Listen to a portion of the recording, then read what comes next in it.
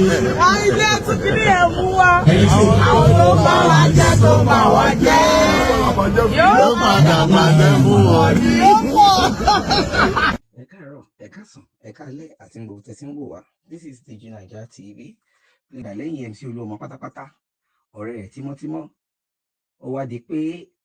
Lórí DIGINAIJA, ibi tá a ti máa ń mú àwọn ìròyìn wá fún yín lọ́lọ́kan ìjọ̀kan gbogbo ohun tó ń ṣẹlẹ̀ ní Nàìjíríà àti ilẹ̀ Yorùbá. Tó bá jẹ́ ìgbà àkọ́kọ́ tí yín rèé, ẹ bá wa subscribe, kẹ́ ẹ like, follow, kẹ́ ẹ sì share fídíò yìí. Ọlọ́run yìí lẹ̀ kò ṣe náà because ọlọ́run ọ̀gbìn lẹ́nu wa rè ó máa ṣèdájọ́ oníkálukú tó bá yà ó lè máa jojú èmi àti gàrí nínú ilé ó bẹ́ síta tó bá sọ fún èèyàn ìpè gàrí lò ó ní tó bá ti ra aṣọ tó wọ̀ pé ó yá ni èèyàn tó bá ti ń pa ti èèyàn jẹ òní látọ̀tọ̀ tó lé ẹ̀rọ mo máa ń pín ẹ̀rọ ọdún mo máa ń sọ̀rọ̀ yẹn máa rúkú bóyá ẹjọ́ àti.